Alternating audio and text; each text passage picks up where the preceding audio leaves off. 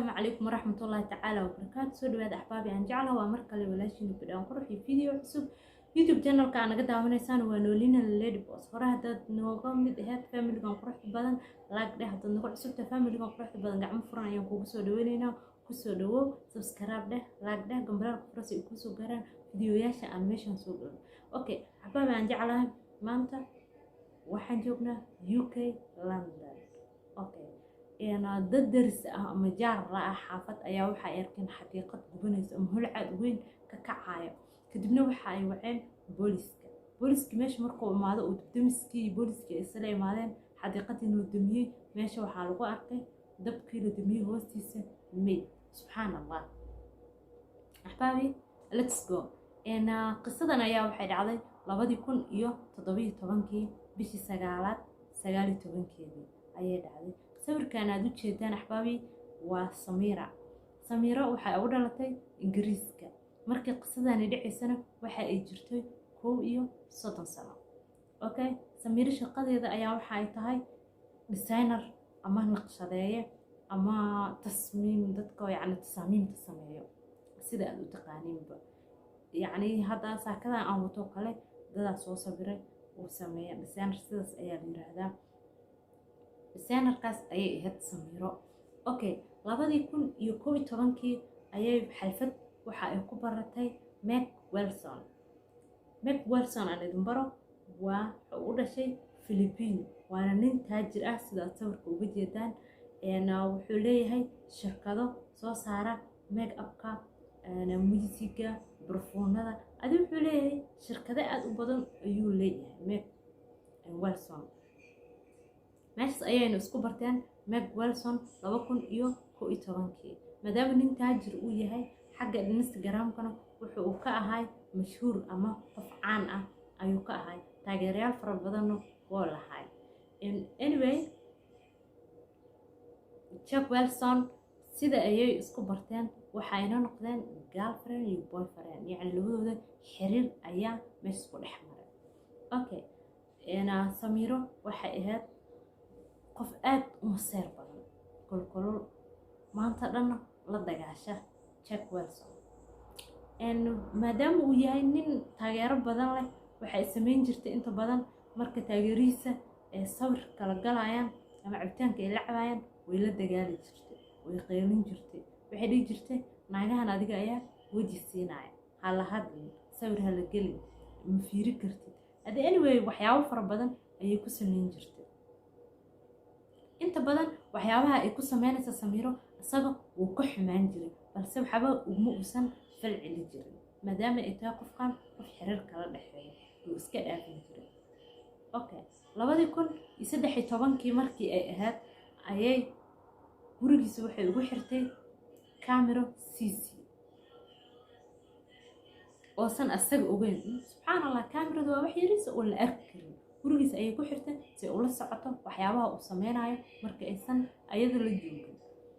Okay, inta badan waxay sameyn jirtay xalfadaha markii ay qamriga ama sharaabka ay cabayaan indhaha ayay uga shubi jirtay aad ayuu u xanaaqi jiray korkiisana meel sare asagoo lahayn oo xanaaqaas iyo ciilkaas u qaba ayay gurigiisa camera CC ugu sii xirtay oo san asaga ogeyn. arrinkaas aad iyo aad ayuu uga xanaaqay kadibna wuxuu yiri noloshayda iga bax xiriirkii naga soo dhaxeeyay meeshas ayuu ku dhamaaday. leave group laga tagaa ma aragtay adiga leave oo ka qaato nolosheeda sidaas ayayna uga soo tagtay.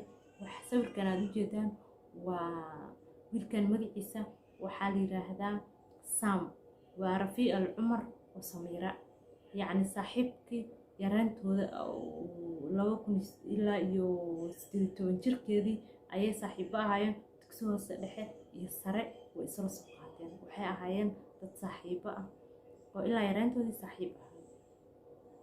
maadaama uu gurigiisa ka soo buriyay Meg waxay aaday guriga Sam waxayna tir Sam maadaama ninkan aan kala harna gurigiisana uu ka soo buriyay gurigaada ayaan ku noolaanayaa ilmaheygana hooyada ayaan ka soo wadanayaa gurigaada maadaama adiga inta badan aad Jarmalka aadid gurigaada ayaan degayaa. Okay, bidhaan ilmaha ayaa dhalay waa ilmahan sharci darro ayuu ku dhashay 2 nin ayayna u kala dhashay okay sidii ayay waxay ku degtay gurigii saaxiibkeed Sam. markii ay gurigii degtay waxaa loo baahan yahay lacag. ayadoo way shaqaysaa balse lacagta ay qaadato ma kaafiso, waayo waa naag ku baratay nin taajir ah lacagtiisa in ay ku noolaato.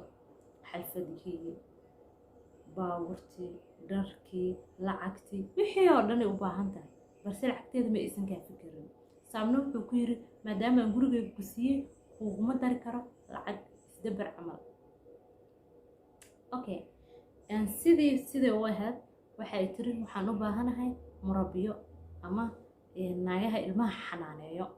dad ayaaba shaqadooda waxay tahay inay ilmaha xanaaneeyaan oo kusoo takhasusaayo oo time ku baxaayo lacag ku bixihaayo inay ilmo koriyaan. gabadha aan sawirka uga jeedaan waa Sofia, waxaynu dhalatay Jarmalka. gabadhaas ayuu wuxuu ku arkay Jarmalka maadaama uu asaga Jarmalka inta badan ka shaqeyn jiray. waxa uu ku yiri waxaan u baahanahay gabar saaxiibtay marna walaashay ah gurigayga degan 2 caruur ah haysato in ilmaha loo koriyo ama loo haayo. dadkan inta badan markay wadan aad joogtid waxay iska jecel yihiin inay wadan kala tagaan. gabadhan Sofia way ka ogolaatay sida ayayna ku soo raacday Ingiriiskana lagu keenay. okay dadka inta badan waxa ay sheegaan inay gabadhan ilmaha hayn jirtay, xanaaneyn jirtay, korin jirtay, jeclaad loo maleey jiray dadka inta badan 90% inay ayada ilmaha dhashay. balse Samiro markii ay shidkii ku dhacay waxay isku dayday inay dib u soo ceshato Meg Wilson, balse Meg Wilson kama uusan ogolaanin. uu diiday inuu dib ugu soo noqdo Ingiriiska oo dhan. ayada ayuu ugu guuray, waxa uu na degay Mareykanka. wuxuu yiri adaan wadankan kaaga guuray qaado dhibkaaga. sidaas ayuuna uga tagay. subxaanallah, haddii ka war adiga dartaa wadan loogu guuro waliba adina qofkii wali sii daba socday. anyway masir farbadan maadaama ninka soo ceshaysay aad ayay u masirtay, wax waalan camal ayay noqotay. kadibna masirkii waxa ay kala kor dhacday gabadhan Sofia.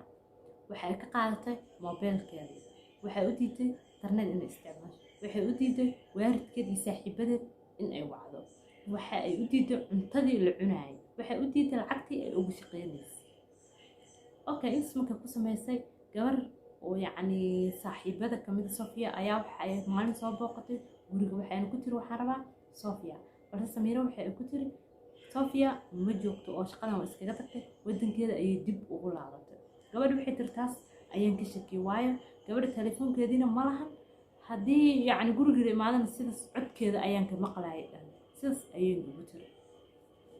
okay Sofia waxay sameyn jirtay ninkaan sawirkiisa u jeedaan guriga ay degan tahay Samiro horteeda ayuu wuxuu ku gadi jiray cuntooyinka raqiiska ee wadooyinka lagu gado, fishka iyo jibsiga ayuu gadi jiray oo 1 pound la gado.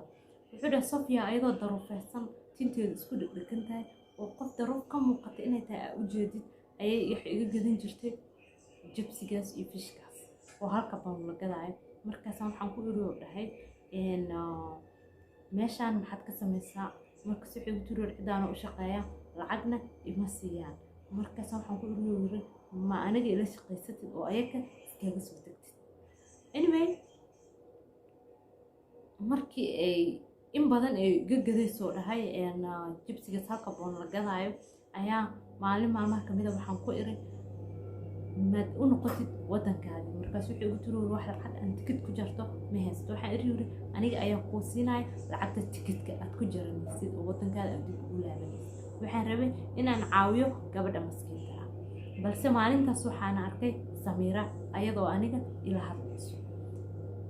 maalintaas wixii ka dambeeyay waa loo diiday in ay banaanka u soo baxdo Sofia. jibsigana waxaa soo dooni jirtay Samira.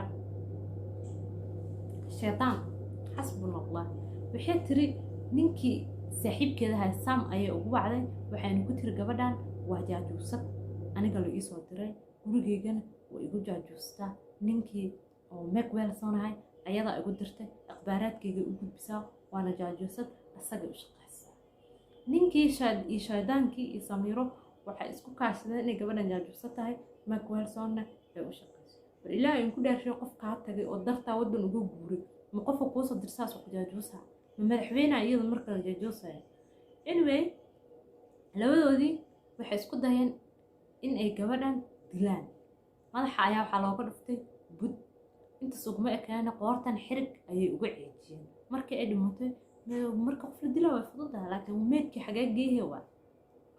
anyway gabadhii way dileen, kadibna waxa ay qodeen xadiiqada dhexdeeda, way ku duugeen, qoryo ayay keeneen, way ku shubeen, naftaa lagu bilbilay si urta loo urkin.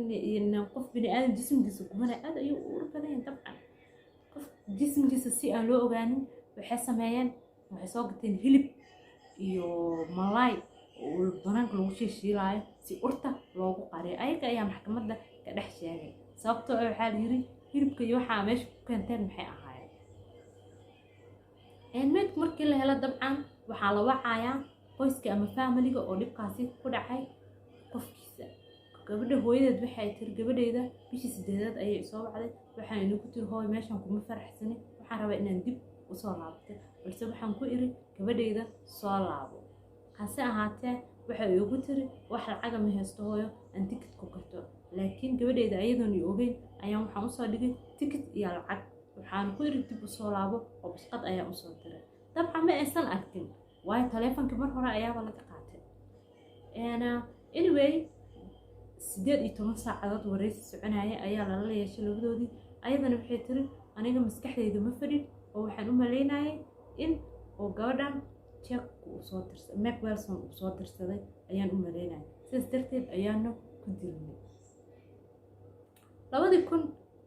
2018 ayaa 2009 ayaa la xukumay, waxaana lagu xukumay 30 sano oo xarig ah.